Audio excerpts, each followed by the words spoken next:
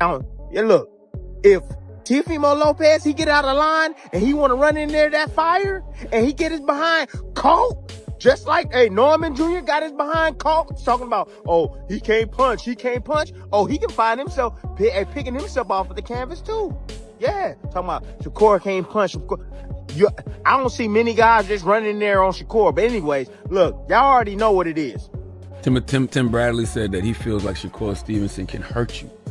Not necessarily with power, but by frustrating you, controlling the distance, nullifying your offense, just making you look bad. He said that he feels like Shakur has superior boxing IQ compared to you. That's cool. That's his opinion. That's cool. Everybody has an opinion like an asshole. You know? So, I swear I wish I could be like you. I swear I wish I could be like you too. What's that? Just be like, they say whatever, it's fine. I'd be like, say what? He also said don't run from Shakur. Yeah. I mean, hey, I put on boxing shoes, not track shoes. So yeah, just I'm excited for it all, man. Man, look, I don't think Teofimo. Hey, this might give my opinion. I don't think Teofimo want that. I don't think he want that action. But if he do, I damn applaud it. Yeah, I do damn applaud it, man. That's for damn sure. Man, my thoughts, man. First thoughts on this thing, man. This is gonna be a hell of a fight. The boxing world is used to trash talk, but what Timothy Bradley just unloaded on Teofimo Lopez isn't just trash talk. It's a character assassination wrapped in a technical warning. Bradley, a Hall of Famer who usually keeps his commentary professional, has completely taken the gloves off, labeling the two-division champion a winner who is crumbling under the weight of his own ego. But beyond the insults, Bradley dropped a terrifying piece of analysis. He claims to have found a specific fatal glitch in Teofimo's movement. A split-second tell that he believes Shakur Stevenson has already downloaded and is ready to exploit. If Bradley is right, the fight is over before the contract is even signed. Yeah, Tim Desert Storm Bradley, you already know the rest. Hey, everybody trying to figure out what this foul or, punch that's illegal or something from Teofimo Lopez. I'm hearing from headbutts to elbows and all kind of stuff. Man, nah, y'all want to know what it is? I'm gonna tell you what it is. It's basically a kidney shot. That's what he's talking about. Shakur goes up into that what do you call that? Floyd Mayweather type of defense. Yeah, the shoulder roll. Yeah, he turns his back. Yeah, that left hook to the liver. That's what Teofimo gonna be looking for. Yeah, but he gonna hit his ass in the back. That's why he said it's illegal. Anyways, I'm Tim Desert Storm Bradley. You already know the rest. You heard it right here. I'm out. It started with what Bradley calls the dump truck. His unfiltered, brutally honest take on the current state of Teofimo Lopez. For a long time, Bradley was one of the few analysts who stood by Teo, even when the rest of the world doubted him. But that relationship has soured, turning into one of the most personal feuds in the sport. Bradley didn't mince words in his recent breakdown, stating plainly that he has never seen a man whine and cry so much about his situation. Andre Ward and Tim Bradley, which I don't even know how Tim Bradley's in the Hall of Fame, to be real. I don't understand that part. I don't think he's a Hall of Famer.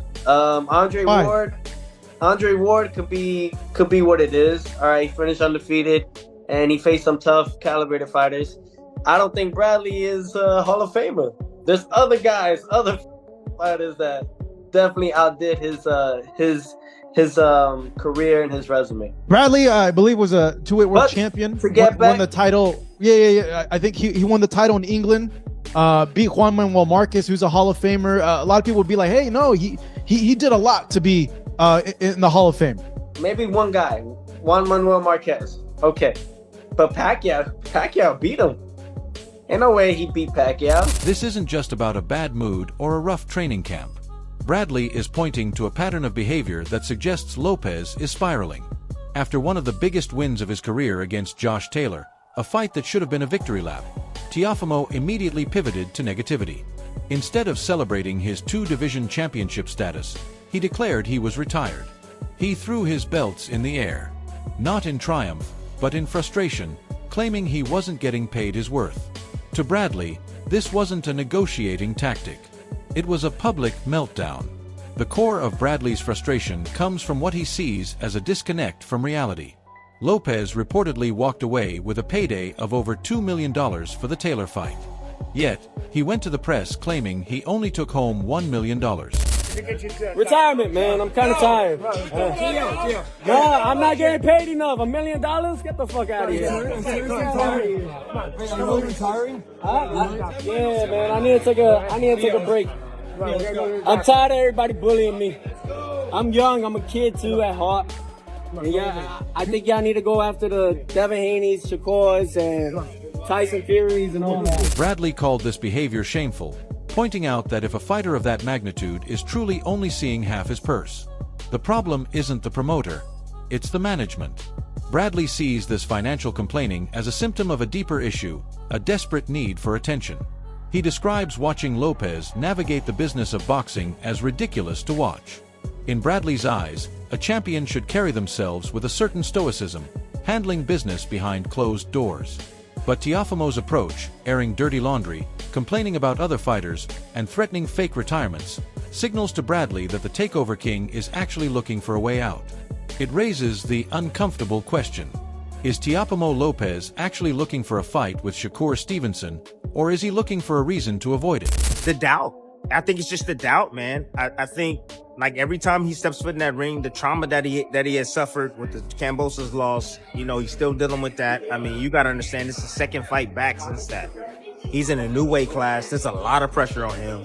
You know, MSG. I mean, there's a lot to deal with, man. And, you know, it's hard for him to compartmentalize all of the stuff that's going on around him.